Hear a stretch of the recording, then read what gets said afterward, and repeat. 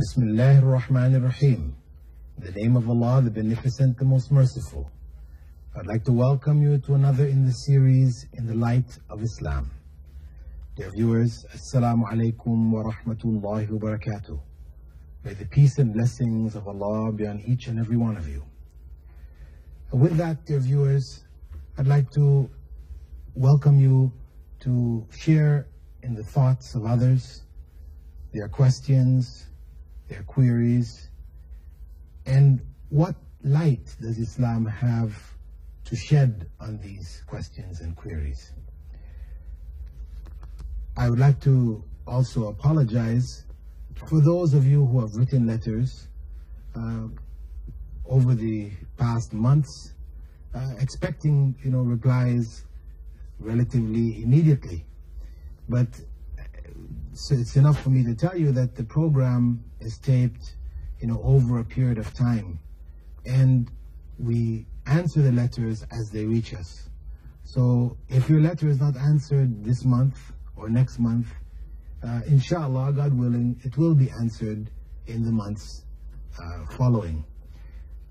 I should also like to point out that if there are questions which are rather sensitive, which cannot be read on the air, these can be answered personally through the mail or by telephone if you give your name and address and telephone number, and you indicate that you would not like your name read over the program, or you would like a personal answer to your question. And you may send your letters to In the Light of Islam, to me, Dr. Bilal Phillips, P.O. Box 111, Sharjah TV, Sharjah. With that, dear viewers, we'll look at the first question we have for today. We have somebody by the name of Nazish Ashfaq writes, saying, Dear Dr. Phillips, Assalamu alaikum. Many times I've been told that music is forbidden in Islam. However, this is a topic of much controversy, because some people say it is, and some people say it is not.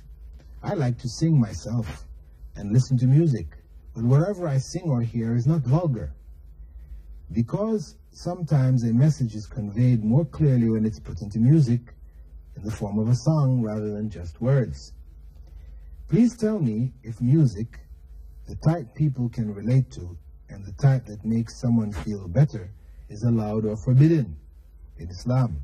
And if someone earns a living by singing songs that don't send any wrong messages, will that living be haram or halal, that is forbidden or permissible? May God bless you. Let us say that fundamentally in Islam, singing in and of itself is not considered to be evil or forbidden. This is something which God created us with. It is an ability to make music with our voice, something which God created us with. So fundamentally it is not forbidden. However, there are circumstances which make it forbidden. First and foremost, the Prophet, may God's peace and blessing be upon him, forbade wind and stringed instruments. This is a very clear hadith in Sahih al-Bukhari, one of the most authentic books of traditions of the Prophet Muhammad, may God's peace and blessing be upon him. It states very clearly there that one of the signs of the last day is that people would make permissible wind and stringed instruments. Meaning not just the instruments, but what is produced by these instruments. As such, any song, any singing which is accompanied by these wind and stringed instruments becomes forbidden.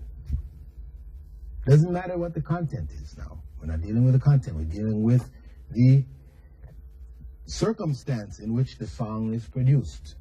If it's produced in one of wind and stringed instruments like guitars, saxophones, other types of wind and stringed instruments, this environment makes the song forbidden, because it is a forbidden environment. You may question, well, why? Why are these wind and stringed instruments forbidden?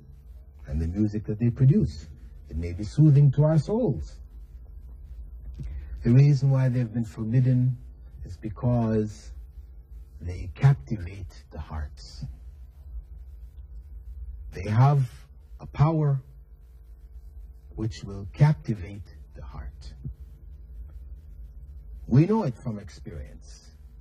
If you think back songs that you may have listened to 15 years ago as a child, they're still alive in your memory, in your mind, very sharp.